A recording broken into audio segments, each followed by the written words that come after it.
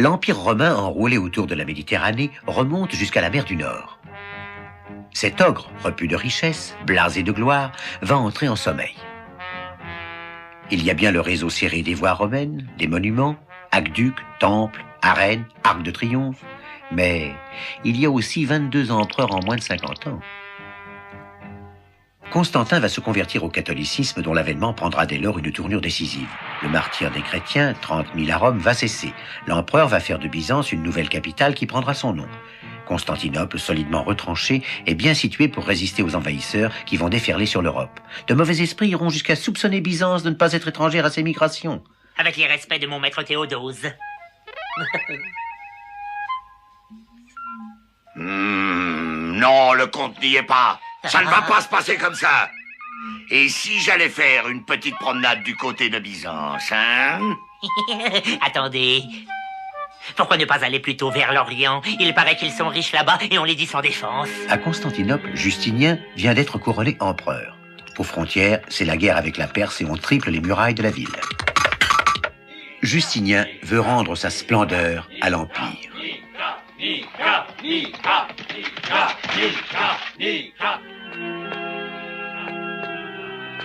Votre Majesté, le peuple se révolte et nous ne pouvons plus rien faire pour le contenir. La foule a franchi les grilles du palais et les hommes... Justinien est un homme à poigne.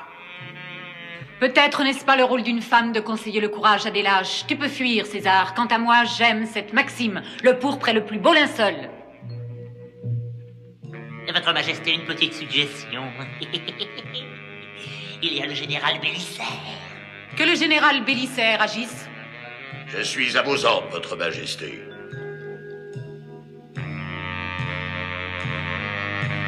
Attendez-moi. Chargez! En avant, chargez! Justinien a de grands desseins, et pour les réaliser, il négocie une paix avec la Perse. On finit par s'accorder à 2000 livres d'or par an.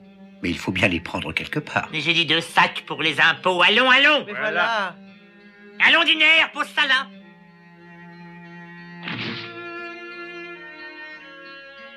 Oh, oh, oh.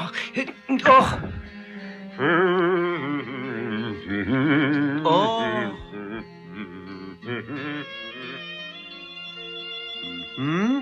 Très bien. Parfait.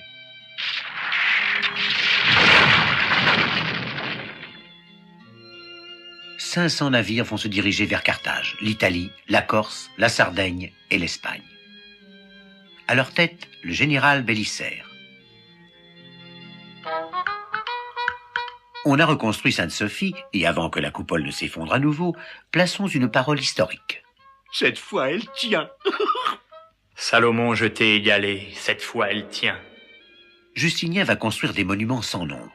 Et ces remparts géants vont résister à tous les assauts pendant près de 1000 ans. Les érudits de l'époque ont entrepris un travail monumental. Mais comme d'habitude, l'impératrice Théodora n'est pas d'accord. Oh, que c'est... Oh. L'œuvre capitale du règne de Justinien restera le code qui porte son nom et servira de base à la législation occidentale. Dans quelques années, en 567, quand Justinien va s'éteindre, le peuple est épuisé et la fragile façade de grandeur et d'opulence ne va pas tarder à se lézarder. Bientôt va naître un enfant pauvre, Mahomet. Au IIe siècle avant notre ère, les Parthes, tribus iraniennes, arrachent leur pays aux héritiers d'Alexandre le Grand.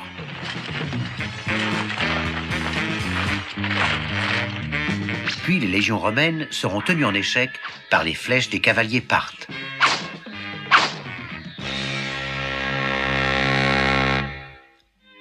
Alors que Byzance lutte pour consolider son empire, en 532, la Perse a pour souverain Khosrès Ier de la glorieuse dynastie des Sassanides. Cette paix chèrement payée par Byzance arrange bien Khosrès qui va pouvoir se tourner vers les Huns, puis rétablir à l'est les frontières de Darius le Grand. Le monarque va réparer les injustices causées par un agitateur, Mazdak, qui avait professé avec succès la mise en commun des biens et des femmes.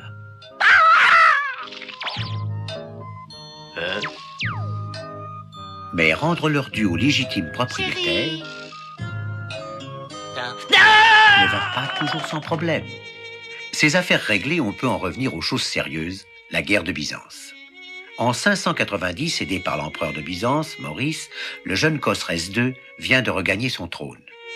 En cette même année, Mahomet a 20 ans, mais qui s'en soucie? Celui-là, le gros, il refuse de payer ses impôts. Jamais. Allez, prenez... Khosrès II se dénomme lui-même en toute modestie un homme immortel parmi les dieux et un dieu tout-puissant parmi les hommes, celui qui se lève avec le soleil et donne à la nuit ses yeux. Cela ne l'empêche pas ni d'amasser de fabuleux trésors, ni d'opprimer son peuple, ni surtout de proclamer en 610 la guerre sainte contre Byzance. Khosrès, chéri des dieux, maître et roi de toute la terre, à notre serviteur imbécile et infâme Héraclius, roi de Byzance. Tu prétends mettre en Dieu ta confiance, alors pourquoi n'a-t-il pas sauvé de mes troupes Césarée et Jérusalem et Alexandrie? Oui, pourquoi? Et s'il me plaisait, pour faire bonne mesure, ne détruirais-je pas aussi Constantinople? Et s'il me plaisait, ne détruirais-je pas aussi Constantinople?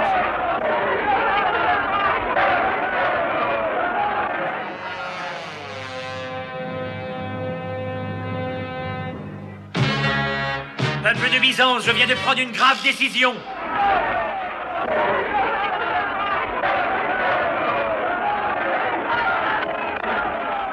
Je proclame la guerre sainte contre la Perse. 622, une guerre de plus entre les deux empires qui va les mener jusqu'à l'épuisement.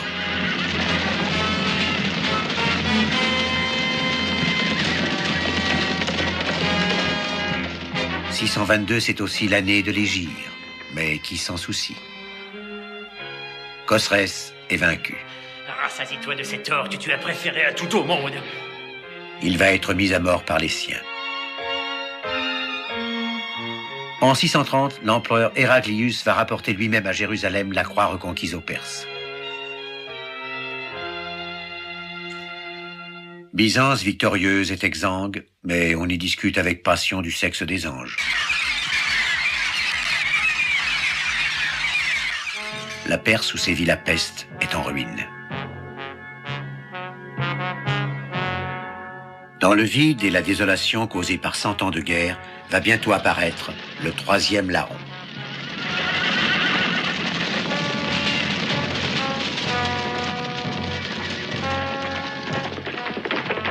Et les populations épuisées devront s'habituer à l'ordre, accepter l'islam, payer tribut, et vous serez saufs. Sinon...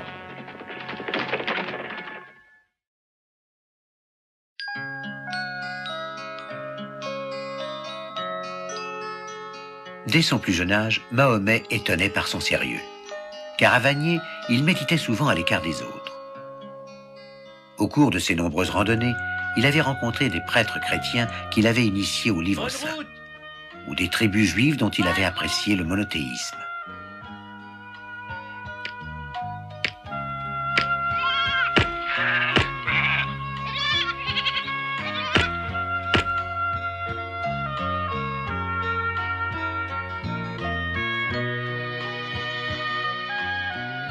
Et tandis que défile l'horizon, elle se tourne à la voix de celui qui l'appelle et tendrement le regarde. Ses cuisses longues d'une chair solide sont comme les colonnes.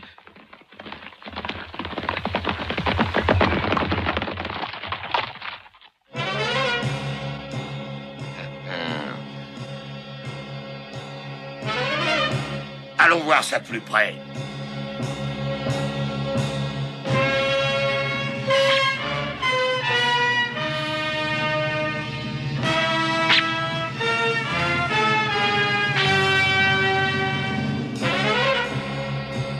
Ça y est? Presque. Hey!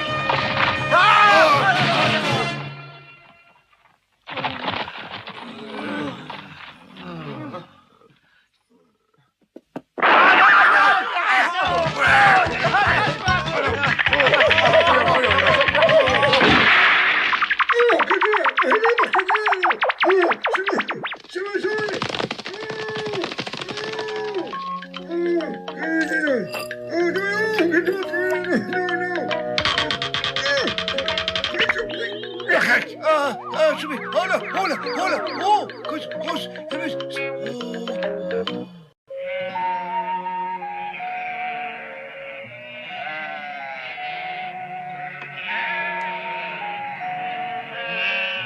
Allez, allez, avancez. Hop, Hein? hop. Quoi? Allez, allez. Avancez. Dépêchons-nous. Avancez. Mais pourquoi fais-tu passer tes moutons au milieu des miens? Tu vois bien que ce troupeau n'est pas à toi, il nous appartient, ce sont nos moutons. Comment? Mais tous ces moutons sont à moi? Mais tu sais bien que ce n'est pas vrai. Les miens ont même un ruban autour du cou. Ah, attention, hein.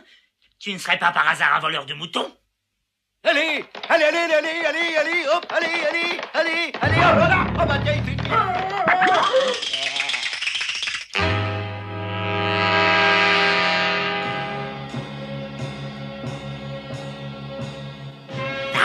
Mais qu'est-ce qui se passe? Suivez-moi.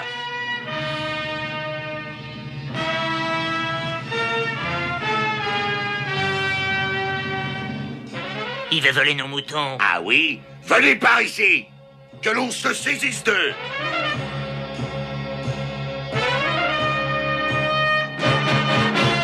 Arrêtez.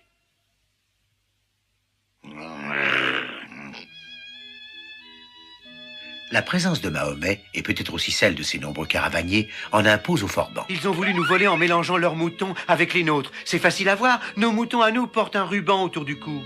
Je te crois. Allez, votre chemin.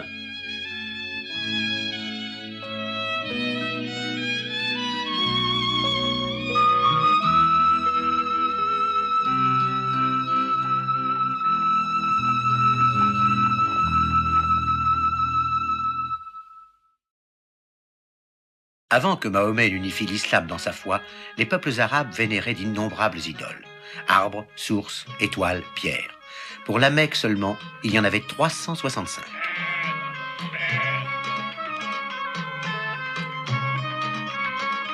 Elle se tourne à la voix de celui qui l'appelle. Et tendrement, ah oui. Et tendrement le regarde. Ses cuisses sont une chair ferme, salie.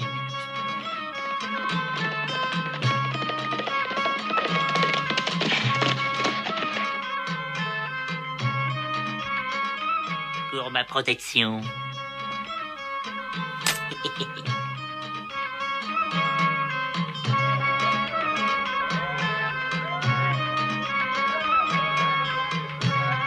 Je suis venu à minuit, à l'heure où les Pléiades ressemblent à des anneaux de perles à la ceinture du ciel. Approchez, regardez, voyez mes moutons. Ce sont de véritables présalés. Vous n'en trouverez pas de meilleurs dans toute l'Arabie. Elle est apparue Et je suis dans le passé soleil, entre les au cordes jour de où sa il tente, brille dans alors les que tapis au poids de constellations l'ombre, sages. Et m'attendaient alors, toutes les Très bien, félicitations. parfait, il le prend.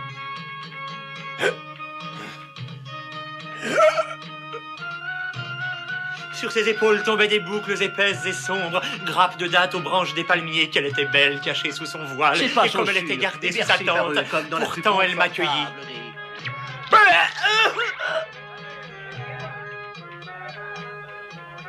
Ça lui plaira. Entrée Alors à la elle dérobée, l'entend. je m'arrêtais, Elle se ébloui tourne par à la tant de voix de beauté. celui Je qui ne me lassais pas de l'appelle. la contempler. Et Mince était sa tendrement le taille, regarde. plus élancée Ses que cuisses la corde longues d'un de puits. chair Lisses étaient solide, ses jambes dressées comme des comme les roseaux colonnes effeuillés d'un à temple une grec. source. Mais il est tombé. Bravo!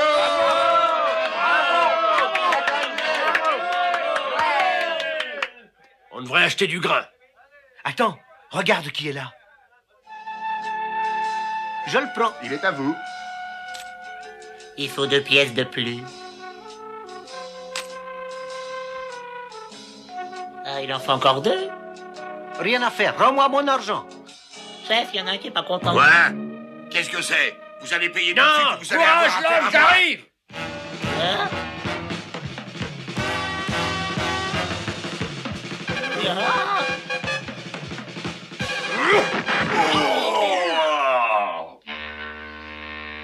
Hé, attention derrière toi. Ah, non! Venez vite, le chef a été attaqué. Emparez-vous de ces deux-là. Aime ton frère comme tu t'aimes toi-même. Commençons par celui-ci, puisqu'il est si malin.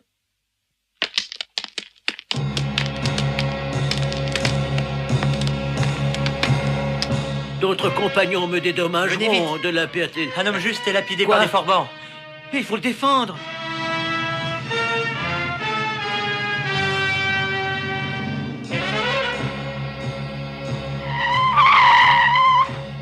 Ah!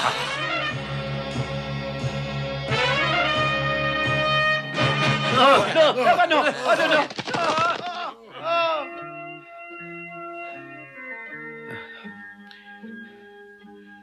Oh, mes amis, je suis l'apôtre de Dieu, envoyé vers tous les hommes.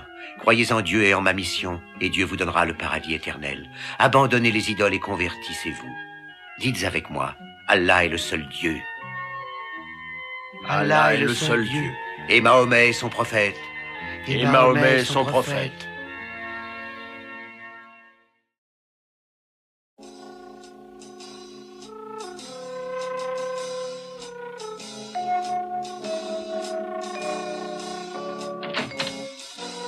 Mahomet prêche la révolte parmi les pauvres de ce pays. Il veut détruire nos dieux et imposer une nouvelle religion dont il prétend être le prophète.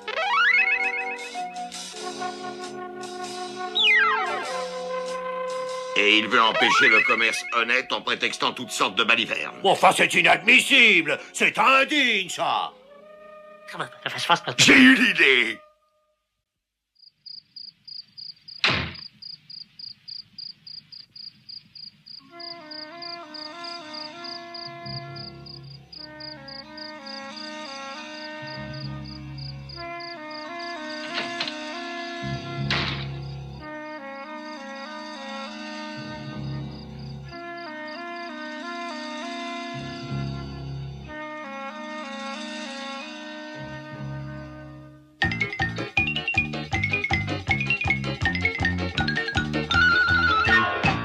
Il prépare un mauvais coup, j'ai tout vu, j'ai même entendu, il faut le prévenir.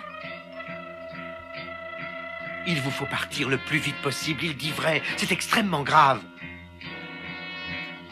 Si vous devez partir, ils sont peut-être déjà en chemin, ils sont très dangereux.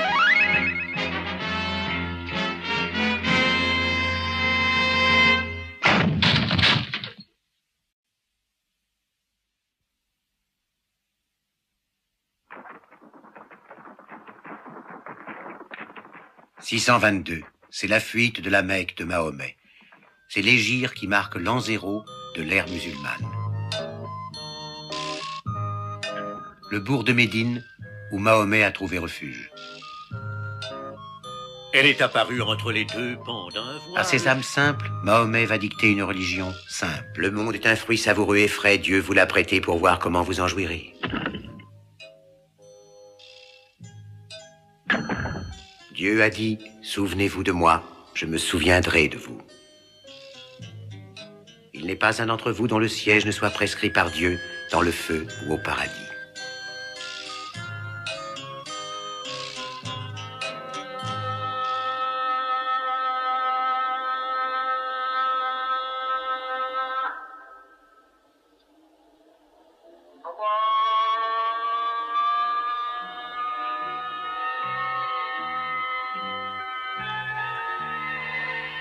Non, mes amis, c'est vers la Mecque qu'il faut vous tourner maintenant.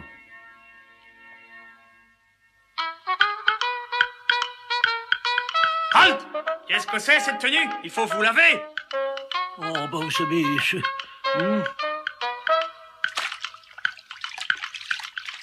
Vous lavez 3 fois?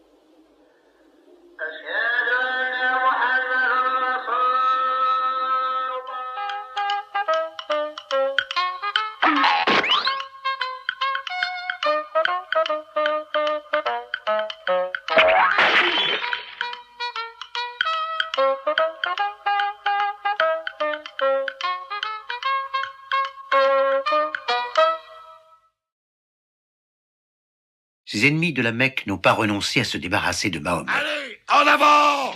On expédie contre lui vers Médine une troupe nombreuse et aguerrie.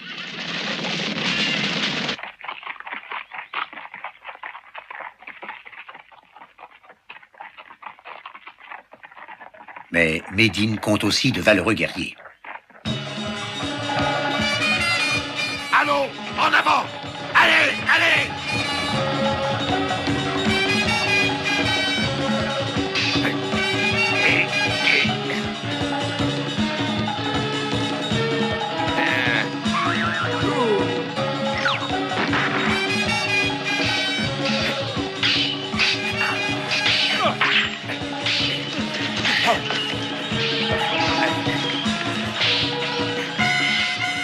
Le sort des armes restera longtemps incertain. Puis, Oh! Hé, attendez-moi! Attendez-moi!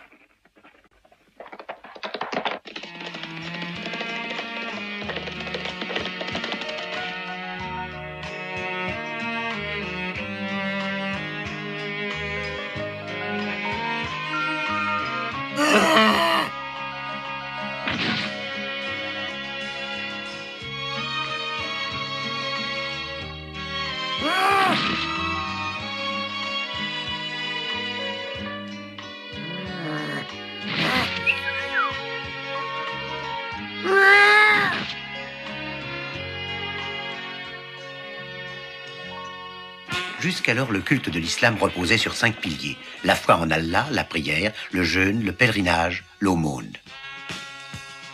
Bientôt viendra un 6e commandement, la guerre sainte. Allah est grand. Cavaliers de Dieu, le paradis est devant vous. Ils étaient quelques-uns voilà peu d'années. À la mort de Mahomet en 632, ils sont 100 000. Ils seront bientôt des millions et leurs succès seront foudroyants.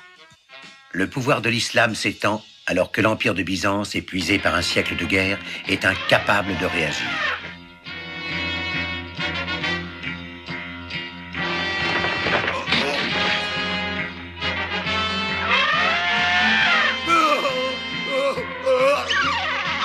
Et il en est de même pour celui des Perses.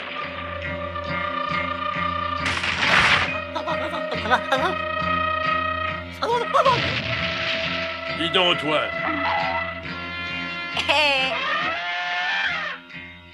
Les populations accablées d'impôts, parfois persécutées dans leur foi, accueillent souvent les envahisseurs en libérateurs. 649, Chypre. 651, Tiflis et l'Arménie. 654, Rhodes. En 674, on assiège Constantinople. Mais les assaillants connaîtront quelques menus problèmes. En 677, ils devront se replier. 698, Carthage. En 711, l'Afrique du Nord est conquise et en 715, ils parviennent alors jusqu'à Narbonne. En 717, la totalité de l'Espagne. En 720, la Gaule. En 732, les voici devant Poitiers.